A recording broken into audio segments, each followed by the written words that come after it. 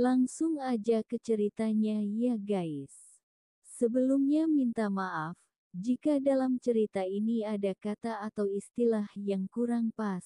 Semua itu sekedar untuk mengungkapkan rasa, gak ada maksud untuk menyinggung siapapun. Meski terinspirasi dari kisah nyata, tetapi cerita ini dikhususkan sebagai hiburan belaka. Begini kisahnya. 5 tahun sudah aku bekerja di rumah Juragan Handoyo. Aku bekerja sebagai art di sini. Dah gak pingin pindah atau cari tempat kerja baru. Sebab aku sudah kerasan dan nyaman. Kerjaku cukup enjoy, gaji lumayan bagus, serta sikap juragan yang sabar dan banyak perhatian. Tetapi semua itu ternyata ada maunya. Saat juragan putri lagi keluar kota, karena saudaranya lagi punya gawe, Pak Handoyo berpura-pura sakit, kemudian memintaku untuk ngerokin, katanya lagi masuk angin. Momen itulah yang dijadikan Pak Handoyo untuk melampiaskan hasratnya, sampai beliau berhasil menjalankan misinya. Aku tak bisa menolaknya. Lantaran selain dapat bonus besar, beliau juga bisa membuatku senang, sekaligus bisa ngurangi beban batin, manakala aku lagi pening tetapi jauh dari suami. Sekali sukses, bukannya cepat sadar, tetapi justru makin tak terkendali. Pak Handoyo jadi keterusan, hingga Mas Ari memergoki saat aku mes-KMR Pak Handoyo. Inilah awal keruwetan hidupku terjadi. Nah, bagaimana serunya? Yuk ikuti saja ceritanya. Semoga terhibur. Namaku Sriana. Umur 35 tahun. Sudah bersuami dan punya satu anak, yang keduanya tinggal di desa. Sudah 5 tahun ini aku menjadi art di rumah pasangan Juragan Handoyo dan Bu Hartini. Awalnya, aku berniat pingin bantu suami untuk cari tambahan penghasilan agar kehidupan keluarga bisa cukup seperti yang lainnya. Sebab sampai saat ini aku masih nebeng dengan mertua, dan kami berkeinginan punya rumah sendiri.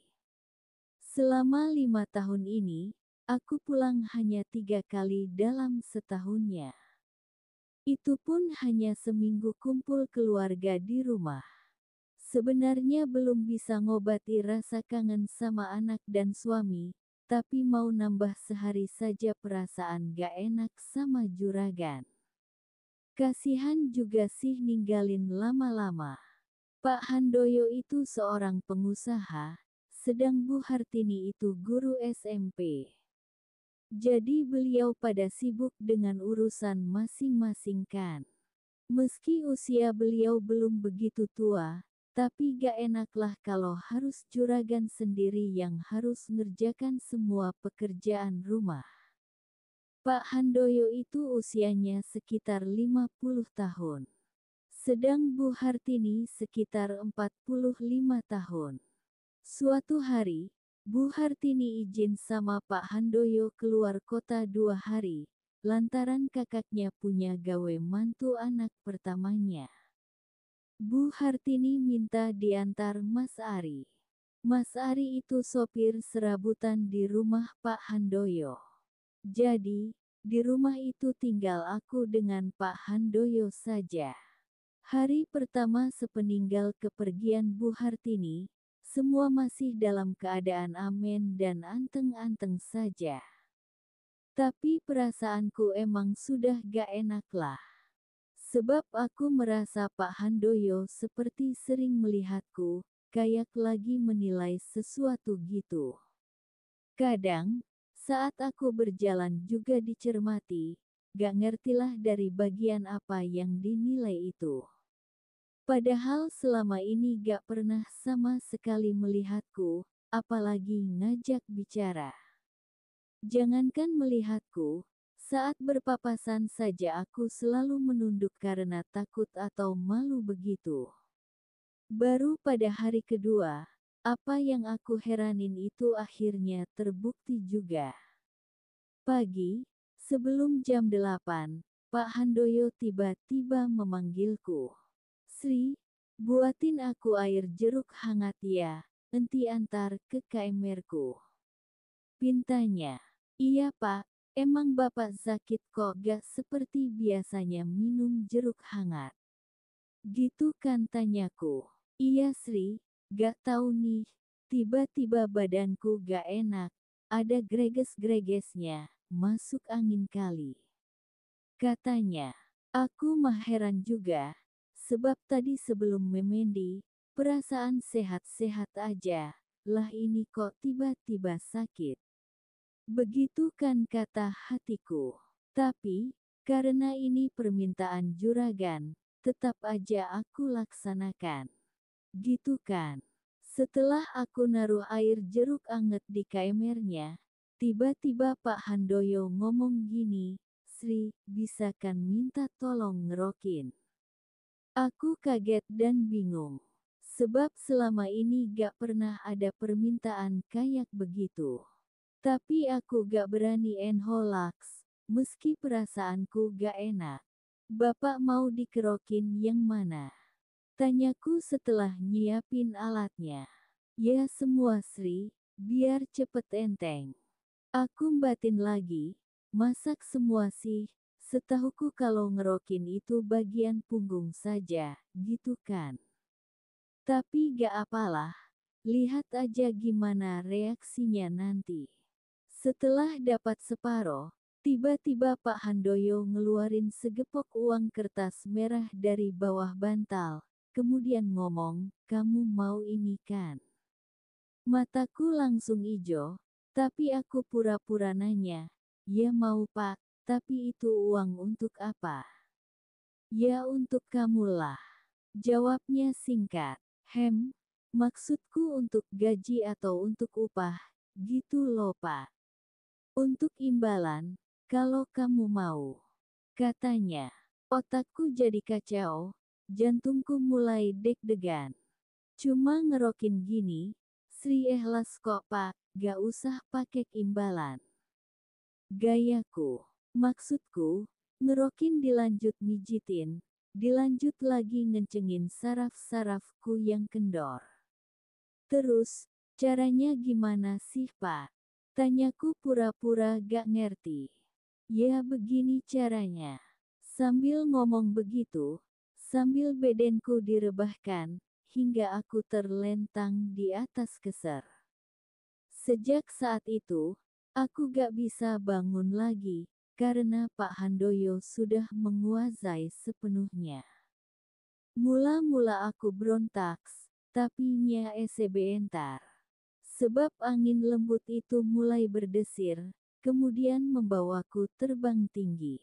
Lupa sudah ingatanku karena ulah Pak Handoyo yang makin lama makin bikin aku merasa nyaman. Muncul halusinasi indah, yang bikin hatiku bahagia. Aku sudah gak canggung lagi, sebab aku gak mau rugi, dan aku anggap ini dengan suamai. Ketika Pak Handoyo sudah ngeluarin jurhus-jurhus, aku pun harus pulang ngimbangi.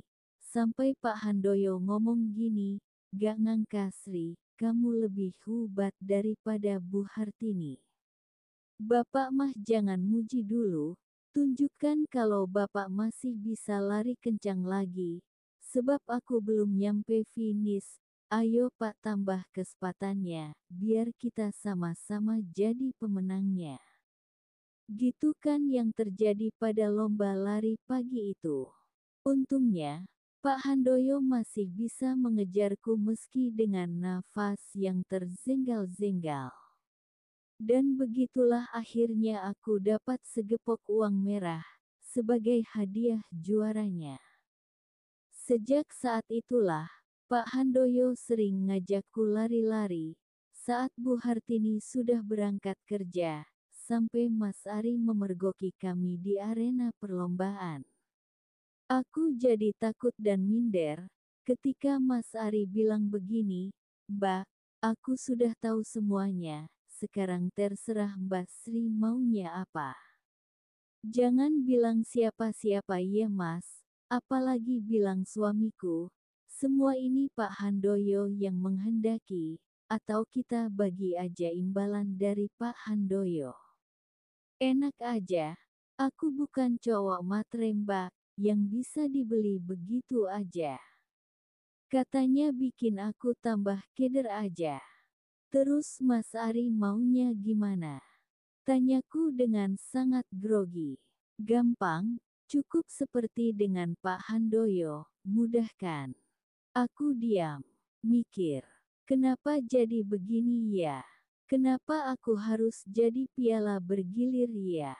Udah ya Mbak, terserah Mbak Sri saja. Aku mah manut-manut saja. Kalimat Mas Ari itu bikin mentalku down. Sebab ini dilema berat yang harus aku hadapi. Tapi akhirnya aku memilih jalan paling damai.